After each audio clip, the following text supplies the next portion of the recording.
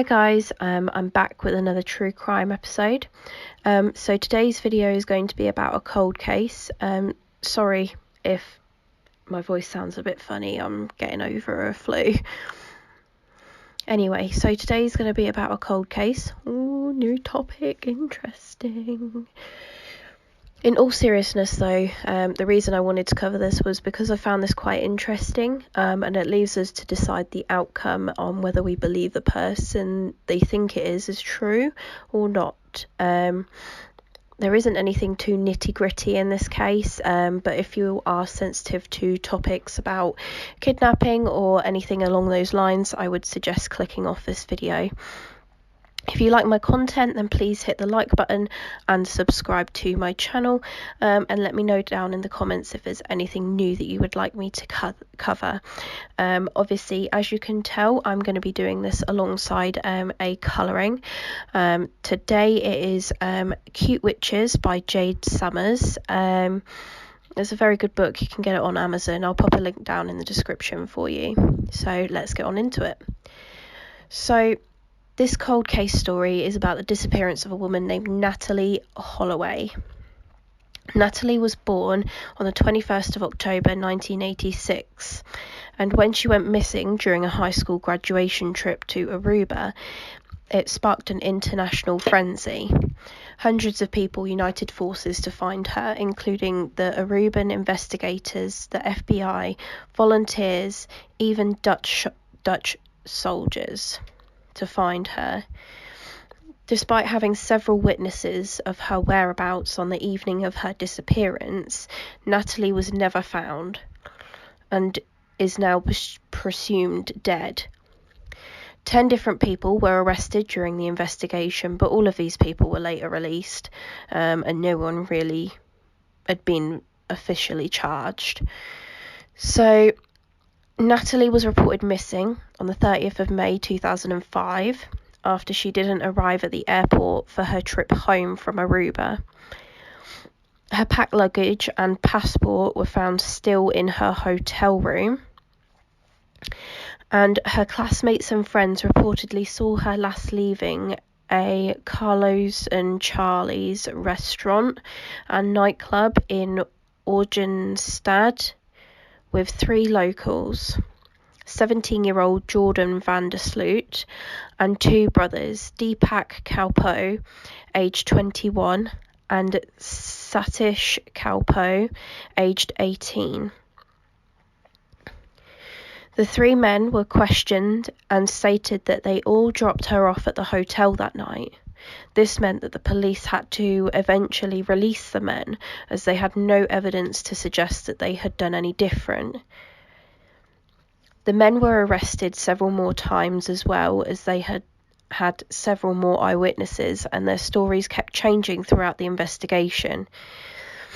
However, van der Sloot remained their prime suspect throughout the case. The search for Natalee was said to have been very extensive. During the first few days that she was registered as missing, the Aruban government gave thousands of civil servants the day off to help search for her. 50 Dutch Marines were also deployed around the shoreline to search for Natalee as well, along with 3 Dutch F-16 helicopters specially fitted with infrared imaging devices to try and scan the island for freshly dug graves. Despite all this effort and over $3 million spent on the investigation, this is over 40% of the police operation budget, by the way, in Aruba, Natalee was never found. Beth, Natalee's mother, has criticised the investigation, saying that there has been instances of bribery, cover-ups and corruption throughout the investigation, and she continues with her hope to return of her daughter. Since then, she has founded the Natalee Halloway Resource Centre, which offers aid and support for families of those who have recently gone missing, as well as travel advice to the public to keep safe while they are travelling. During the investigation, Duran was their main suspect because of the murder, the number of times he had changed his story.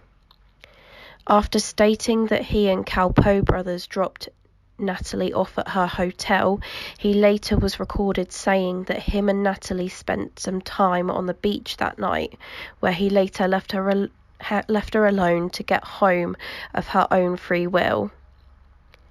Then finally, his last statement was that he claimed to have sold her into slavery, but then later retracted this statement.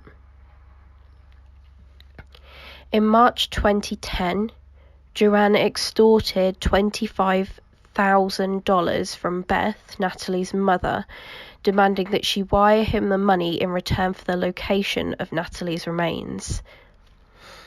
After he received the money, he gave her a location, but the investigators found nothing there.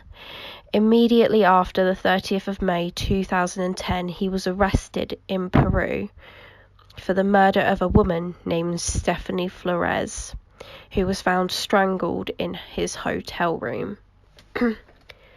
After confessing to the murder, he was then sentenced to 28 years in prison, and he also potentially faces charges for extortion in the US.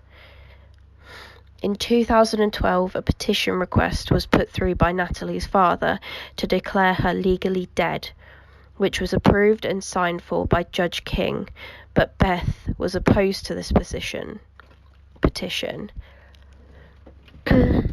I don't know if this is beneficial to the story, but I thought I'd also give you a little bit of background info on Duran, the main suspect in the case. He was born in Arnhem in the Netherlands in 1987. In 1990, the family then moved to Aruba, where he was an honourable student at the International School of Aruba. He was a star soccer and tennis player of the school, later competing in the Tennis Moët A Chandon Anniversary Cup in 2005 with his father. Although he portrayed as a star pupil, it was said by his mother that he had a problem with lying and tended to sneak out of the house at night to go and gamble at casinos. I don't know what you guys take from this story. I know it's quite a short one today, so I will pop some sort of soothing music on afterwards. But yeah, I don't know what you guys think of the story, but I think there's definitely something shady about the fact that the last person that Natalee was seen with 5 years later was arrested for murder. God knows where she is. I send out my love to her family, and I hope one day they find closure in this case. But it does seem to me like Duran had something to do with this, even though a lot of killers are said to have had horrible upbringings.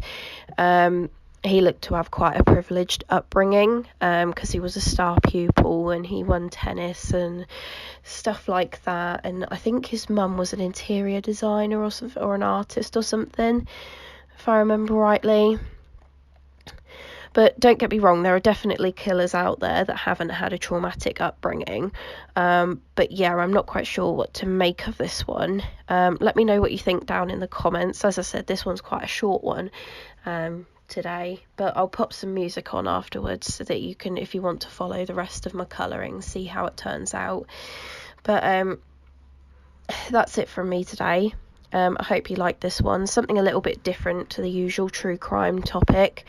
If you like my content, please like and subscribe to my channel, and let me know down in the comments if there's anything new you would like me to do. Okay, goodbye.